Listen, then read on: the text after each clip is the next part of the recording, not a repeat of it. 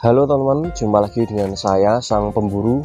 Dalam video kali ini saya ingin menjawab keluh kesah dari pertanyaan teman-teman ya, mengenai Bang, ikan lele saya kok sakit ini ya, sakit itu ya. Jadi sebenarnya faktor dari penyebab ikan sakit itu apa sih, dan bagaimana cara penanganan ataupun pencegahan supaya ikan kita itu tetap sehat teman-teman. Tapi sebelum saya membahas video ini lebih lanjut, alangkah baiknya jika saya menyapa teman-teman terlebih dahulu. Selamat pagi, selamat siang, selamat sore, dan selamat malam buat teman-teman yang di sana. Semoga diberikan suatu kesehatan dan kelancaran rezeki selalu, amin ya rabbal alamin. Oke teman-teman, sebenarnya dalam hal budidaya pembenihan ikan lele ataupun pembesaran ikan lele, tentunya teman-teman wajib mengetahui hal berikut ini, karena ini sangat penting sekali, menjadi suatu kunci dari sebuah budidaya ikan lele teman-teman ya. Jadi jika teman-teman ingin budidaya ikan lele, teman-teman pahami hal berikut ini.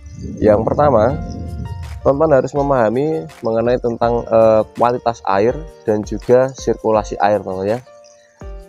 Kenapa saya simpulkan, kenapa saya sebut hal tersebut, karena itu adalah sumber dari kehidupan dari ikan kita teman-teman ya. Dan untuk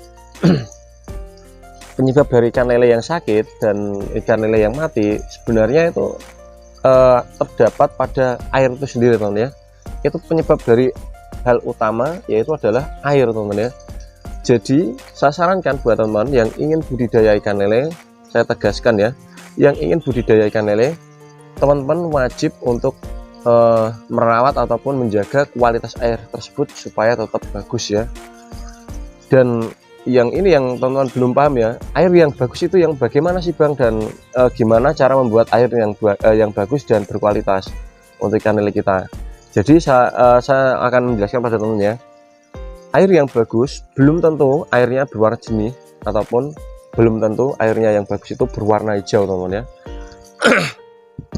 Sorry ya teman-teman ya, agak serak karena masih pagi dan baru bangun tidur teman-teman ya. Untuk teman-teman perlu ketahui ya, air yang bagus itu tidak berwarna, belum tentu berwarna jernih, dan juga belum tentu berwarna hijau. Lalu yang bagus itu yang bagaimana Bang? Sebenarnya yang jernih dan hijau pun itu bisa saja bagus teman-teman ya. Tapi teman-teman itu perlu ketahui, air yang kurang bagus itu sebenarnya bisa terlihat secara kasat mata ya teman-teman ya. Air yang bagus itu biasanya cenderung seperti ini teman-teman ya. Kita lihat dari posisi ikannya terlebih dahulu, ikan akan cenderung lebih stabil dalam pergerakan, itu akan lincah ya. Ini nggak kelihatan teman-teman ya, akan lincah kalau kita lihat ikannya. Lalu secara fisik airnya itu tidak berlendir ya teman-teman, ataupun tidak kayak bercampur dengan kayak semacam kayak busa gitulah ya teman-teman ya, kayak ada lendirnya gitu ya. Jadi teman-teman amati saja secara sama, mungkin kita bisa lihat secara seperti ini, ataupun kita lihat secara di kolam saja sudah ketahuan ya teman-teman, itu air sudah tercemar atau tidak. Dan saya akan mengingatkan pada teman-teman, jika kolam teman-teman ada semacam kayak lumut, tapi bukan lumut ya, ini semacam kayak kotoran, ini adalah jenis amonia teman-teman ya. Ini sangat bahaya sekali untuk ikan lele kita. Saya sarankan jika kolam kalian ada seperti ini, segera dikuras secara total ya teman-teman ya, secara total, karena ini sebenarnya itu bisa saja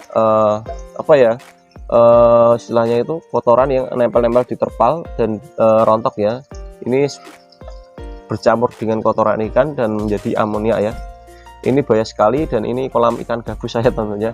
Ini sudah terkena penyakit, makanya saya kuras ya, saya ganti airnya.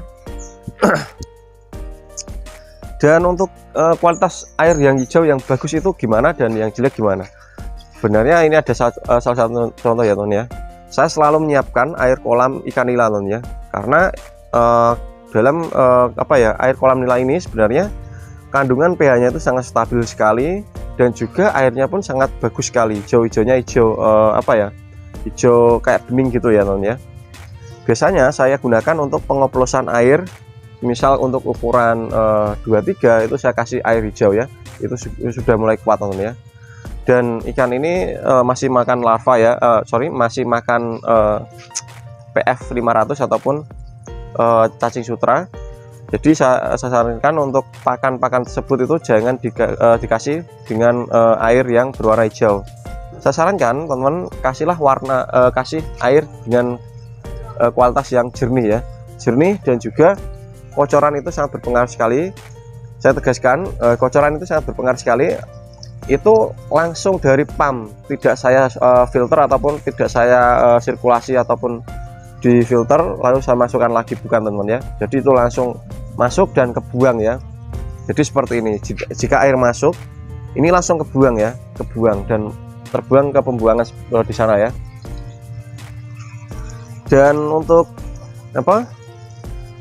fungsi dari kocoran itu sendiri sebenarnya untuk menambah oksigen dan juga menjaga kualitas air yang ada di kolam itu sendiri, teman-teman ya.